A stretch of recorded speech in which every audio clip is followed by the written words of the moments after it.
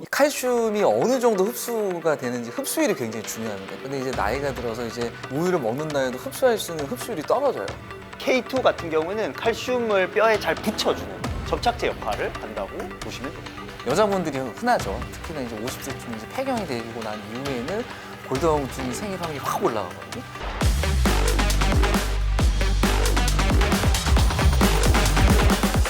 우유 때문에 골다공증이 걸린다라던데. 우유는 드시면 좋아요. 우유 언제 먹었어요? 전 기억이 안 나요. 그게 우유 문제야. 싫어해요. 우리나라 사람들 생각보다 우유를 바나나 우유 먹었다, 바나나 우유. 바나나 우유는 안 되고 하얀 우유 있죠. 실제적으로 뭐 칼슘이라든지 단백질이라든지 이런 거에 되게 좋은 공급원이기 때문에 우유 많이 드셔야 됩니다. 그럼 뭐 그런 말이 너무 많이 먹으면 뭐 단백질이 분해되면서 산성화되고 그걸 중화시키기 위해서 뼈에서 칼슘이 빠져나간다. 그러면서 너무 많이 먹으면 안 된다고 하는데 그 정도 먹으려면 못 진짜 먹어요. 앵간히 먹어야 될 거예요. 그 흰 우유만 드시면 맛이 없잖아. 그럴 때는 좋은 팁이 라떼 드시면 돼요. 특히 여자분들은 뼈 건강이 굉장히 중요하기 때문에 이 커피를 마시게 되면 커피에 카페인이 들어있잖아요. 카페인 때문에 뼈에서 칼슘이 빠져나가거든요. 소변으로. 가뜩이 내지 뼈가 약해지는데 커피만 드시면 안 되고 그럴 때는 이제 라떼를 좀 가끔 한 번씩 드시는 게 굉장히 도움이 된다고. 어르신들 우유 드셔야 돼요, 진짜로. 얘야 우유 좀 먹어라 제발 키 좀 크게.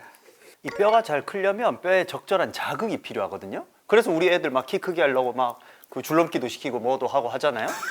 근데 어쨌든 이 너무 체중이 적게 나가서 뼈에 자꾸 자극이 안 가면 뼈도 잘 못 자라요. 그래서 적절한 체중이 필요하고 그렇기 때문에 적절한 운동도 필요하고. 그러니까 관절염 있으신 분들은 이제 수영장을 가야 되고 골다공증 있으신 분들은 이제 산책을 하셔야 되죠. 왜냐면 뼈에 이렇게 쿵 하고 이제 자극이 되게 되면은 뼈를 만드는 세포들이 자극이 되거든요. 그래서 그런 운동의 필요성도 거기서 나옵니다. 그렇게 이해를 하시면 돼요.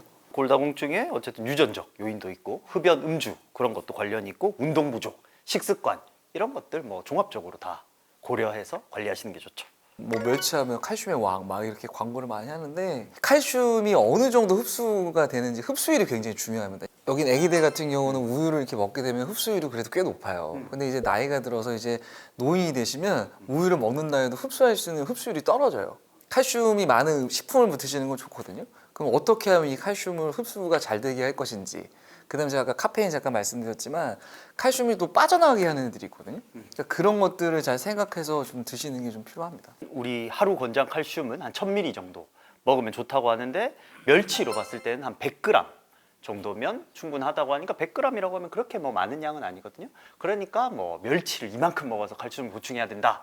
뭐 저는 그건 아니라고 보고 그것보다도 우리는 이 칼슘은 적당히 먹지만 비타민 K가 부족하다든지 D가 부족하다든지 마그네슘 부족하다든지 그런 이유들로 인해서 문제가 되는 경우가 더 많다고 보시면 됩니다.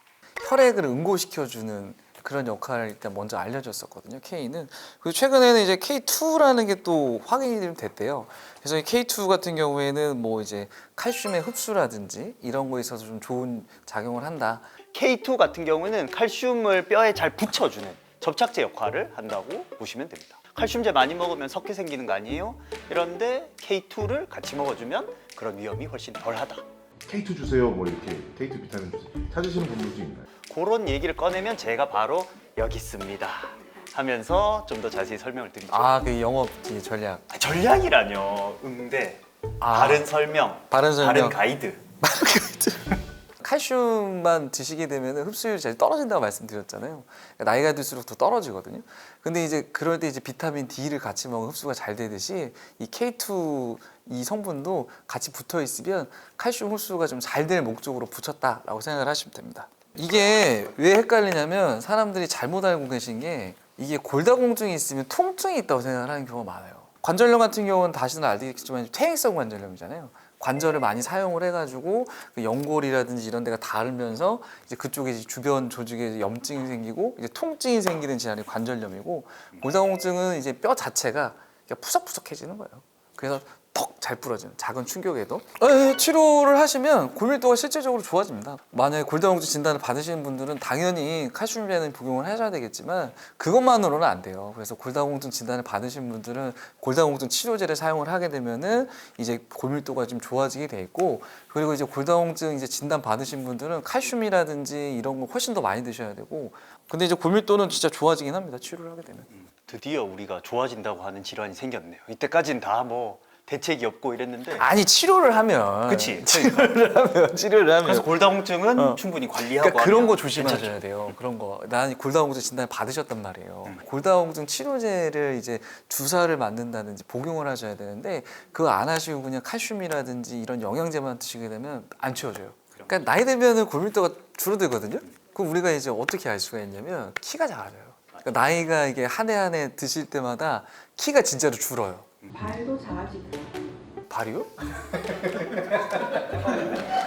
그거는 붓기가 빠졌겠지. 살이 빠졌거나. 조경을 하셨나? 여자분들이 흔하죠. 골다공증, 그리고 특히나 이제 50세쯤 이제 폐경이 되고 난 이후에는 골다공증이 생길 확률이 확 올라가거든요. 그럴 때는 골다공증 찾는 거는 골밀도 검사를 해야 돼요. 특히 여자분들은 50세 넘으면 그치. 그냥 골밀도 검사를 하셔야 돼요. 최근에는 보건소나 이런 데서도 공짜로 해주시는데요. 그러니까 그런 데 가서 찍으셔도 됩니다. 굳이 병원 안 가시고. 그러니까 안 찍어보면 모르는 거야. 맞아. 아니 남들보다 좀 뼈가 좀 잘 부러진다고 느끼시는 분들. 그거 어떻게 느껴? 아니 뭐 부딪혔는데 유독 그 그렇지, 어쨌든 그런 골다공증이지. 아무렇지 않아 보였는데 막 뭐 네. 금 같대, 뭐 했대. 맞아요. 남들은 그러니까- 괜찮은데 그 친구는 한번 미리 검사해 볼게요. 그러니까 기침, 그러니까 골다공증이 있으신 분들은 우리 이제 감기 걸려서 기침할 때도 갈비뼈가 잘 풀어져요. 그러니까. 근데 이제 그 단계까지 이제 갈 때까지 두면 안 되니까 미리미리 이제 골밀도 검사를 해서 본인의 뼈 상태를 잘 확인을 해야 되는 거죠. 골다공증이 있게 되면 이제 뼈 자체가 약해지기 때문에 못하는 경우가 많고요. 그다음에 또 하나는 이제 골다공증 약을 이제 드시고 있는 경우에는 또 임플란트를 또 못하는 경우들이 있습니다. 그러니까 뭐 약의 이제 성분에 따라서 이쪽 턱뼈 쪽에 이제 괴사가 되는 부작용이 있는 약의 성분들이 있거든요. 그래서 그런 경우에는 조금 조심을 하셔야 돼요. 뭐든 적당히. 운동 좋다고 또 미친 듯이 하면 부러지는 거야. 근데 너무 안 하면 어쨌든 자극을 줘야 뼈가 좀 잘 붙는다고 했잖아요. 그렇기 때문에 뭐든 적당히. 좋다고 하면 너무 또 과하게 해. 적당한 걷기, 그다음 계단 오르기, 뭐 이런 것들은 무리 안 되는 선에서 하면 되는데, 그래서 조금 근육을 키울 수 있는 그런 운동을 뭐 관절에 무리 안 되게 하면 도움이 됩니다.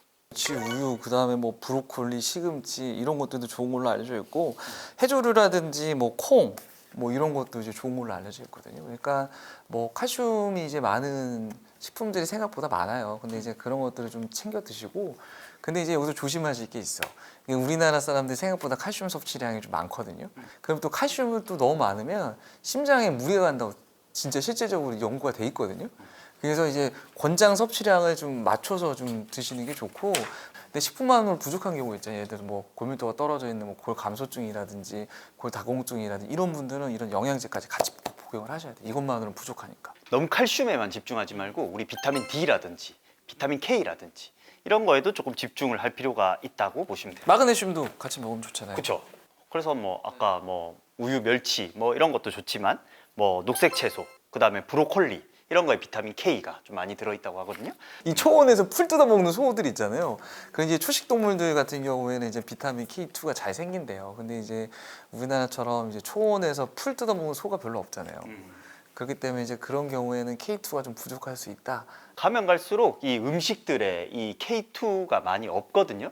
그렇기 때문에 이제는 따로 보충해 주는 게 필요하고, 이왕이면 좀 추출법 같은 것도 좀 신경 쓴 제품들이 요즘 많이 나오거든요. 초임계 추출법이라든지 우리가 화학 용매로 추출하는 거 말고 그런 것들 제품으로도 요즘 많이 나와 있으니까 그런 것들 한번 찾아보시면 도움되지 않을까. 요새 많이 나오나 보다. 사람들도 이제 많이 알고 물어보고 있어요. 예전에는 칼슘만 했다가 요즘 마그네슘, 비타민 D, 비타민 K 뭐 골고루 들어있는 거 없어요? 뭐 이런 것들.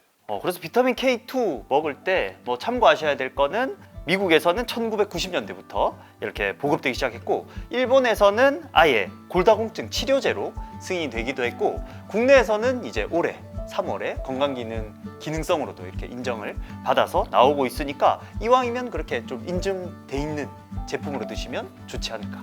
그래서 건강한 뼈는 우리 몸을 지탱하기도 하지만 우리 삶을 지탱해주는 소중한 거다. 그래서 미리미리 우리 돈만 저금하지 말고 칼슘도 잘 저금해 놓자.